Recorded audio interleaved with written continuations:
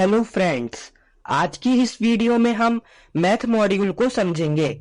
इससे previous video में मैंने आपको लाइब्रेरीज को इंपोर्ट करना और रैंडम मॉड्यूल के कुछ फंक्शंस सिखाए थे। अगर आपने वो वाली वीडियो नहीं देखी है तो राइट साइड में आई बटन पर क्लिक करके जरूर से देख लीजिए।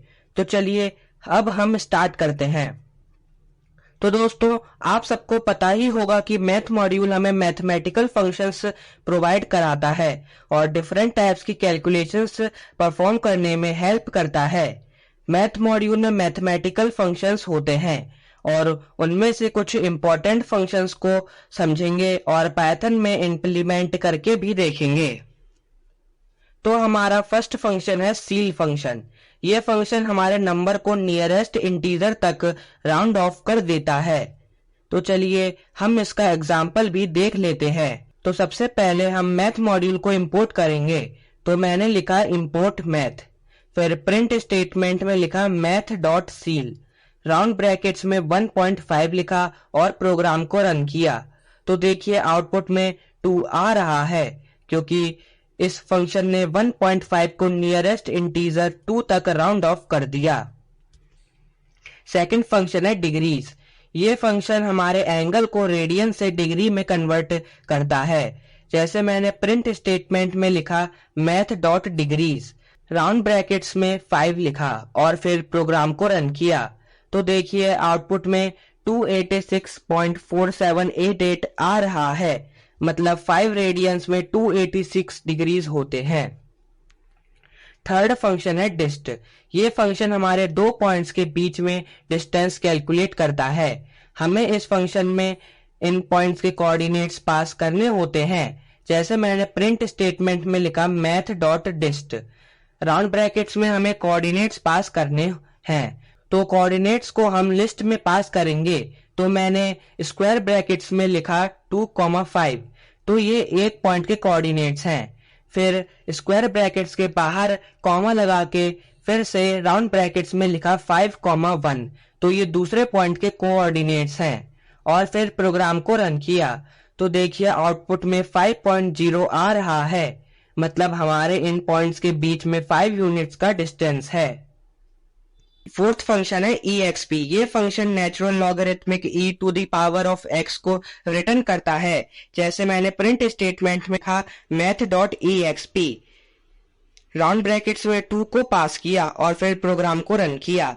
तो देखिए आउटपुट में 7.389 आ रहा है, मतलब इस फंक्शन ने e टू द पावर 2 को रिटर्न किया है। फिफ्थ फंक्शन है फैब्स। ये फंक्शन हमारे नंबर का एब्सोल्यूट वैल्यू रिटर्न करता है। जैसे मैंने प्रिंट स्टेटमेंट में लिखा math dot fabs, round brackets में 1.3 लिखा, फिर एक और प्रिंट स्टेटमेंट में लिखा math dot fabs, round brackets में -1.3 लिखा और फिर प्रोग्राम को रन किया।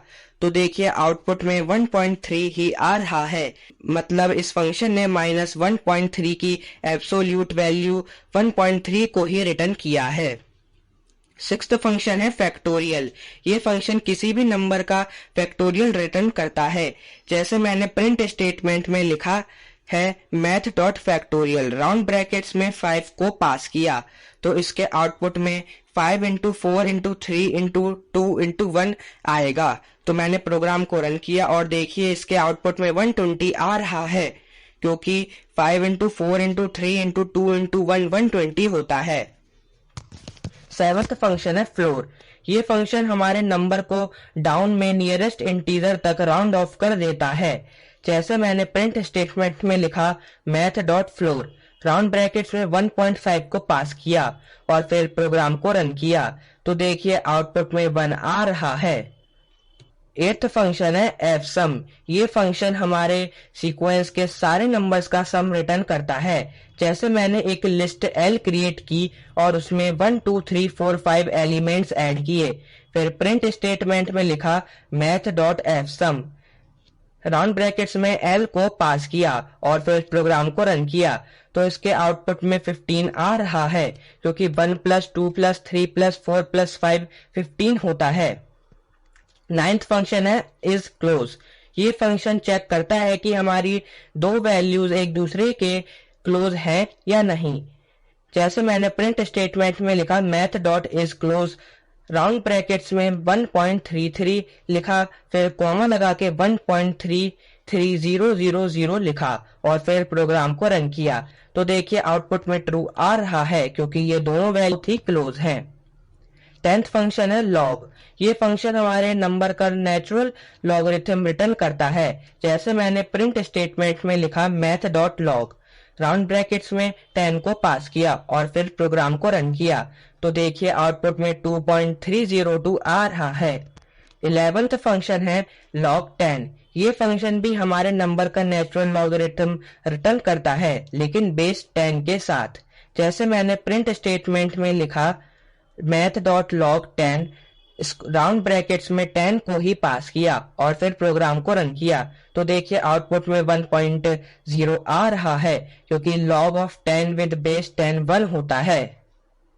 12th फंक्शन है पाव। ये function x to the power of y की वैल्यू को रिटर्न करता है। जैसे मैंने प्रिंट स्टेटमेंट में लिखा math dot pow round brackets में 3,2 लिखा और फिर प्रोग्राम को रन किया, तो देखिए आउटपुट में 9 आ रहा है क्योंकि 3 टू द पावर 2 होता है 9। 13th फंक्शन है प्रोड। ये फंक्शन हमारे सीक्वेंस के सारे नंबर्स को मल्टीप्लाई कर देता है।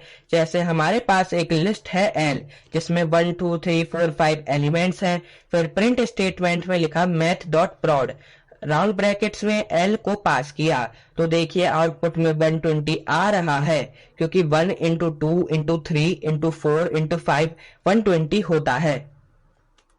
14th फंक्शन है रेडियंस। ये फंक्शन हमारे एंगल को डिग्री से रेडियंस में कन्वर्ट कर देता है। जैसे मैंने प्रिंट स्टेटमेंट में लिखा math dot radiance round brackets में 60 को पास किया और फिर प्रोग्राम को रन किया, तो देखिए आउटपुट में 1.047 आ रहा है। मतलब 60 डिग्रीज में 1.047 रेडियंस होते हैं। 15th फंक्शन है SQRT मतलब स्क्वायर रूट। ये फंक्शन हमारे नंबर का स्क्वायर रूट रिटर्न करता है। जैसे मैंने प्रिंट स्टेटमेंट में लिखा math dot SQRT round brackets में 100 पास किया और फिर प्रोग्राम को रन किया, तो देखिए आउटपुट में 10 आ रहा है। आप सबको पता ही होगा कि 100 का स्क्वायर रूट 10 होता है। 16th फंक्शन है साइन। ये फंक्शन हमारे नंबर का साइन रिटर्न करता है। जैसे मैंने प्रिंट स्टेटमेंट में लिखा math dot sine round brackets में 50 को पास किया और फिर प्रोग्राम को रन किया, तो देखिए आउटपुट में -0.262 आ रहा है। 17th फंक्शन है कॉस।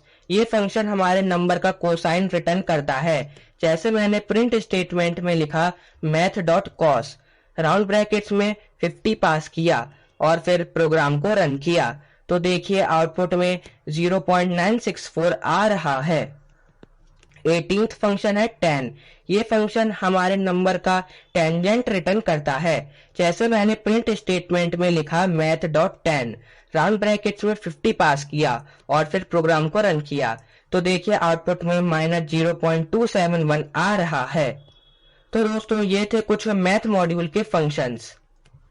मैथ मॉड्यूल में कुछ कांस्टेंट्स भी होते हैं, मतलब कुछ ऐसी वैल्यूज या नंबर्स होते हैं जिनकी वैल्यूज कभी चेंज नहीं होती हैं, उनकी वैल्यूज हमेशा सेम ही रहती हैं।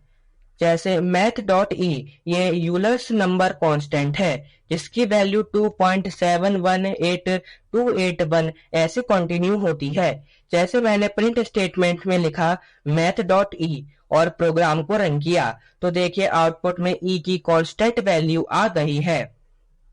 फिर है मैथ डॉट पाई जो पाई की कांस्टेंट वैल्यू है 3.141592।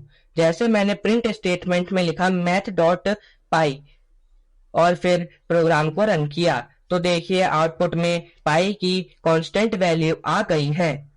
फिर है मैथ डॉट टाउ। ये टाउ की कांस्टेंट वैल्यू है 6.283175। तो मैंने प्रिंट स्टेटमेंट में लिखा मैथ डॉट टाउ और फिर प्रोग्राम को रन किया, तो देखिए आउटपुट में टाउ की कांस्टेंट वैल्यू आ गई है। तो दोस्तों मैं आशा करता हूं कि आपको मैथ मॉड्यूल के फंक्शंस और कॉन्स्टेंट्स अच्छे से समझ आ गए होंगे। अगर अब भी आपके मन में कोई डाउट हो तो आप मुझसे कमेंट सेक्शन में भी पूछ सकते हैं, या आप हमारे टेलीग्राम चैनल और कम्युनिटी को भी ज्वाइन कर सकते हैं। और हम अपनी नेक्स्ट वीडियो में डेट, टाइम और टाइम मॉड्यूल को समझेंगे। तो अब हम मिलते हैं अपनी नेक्स्ट वीडियो में।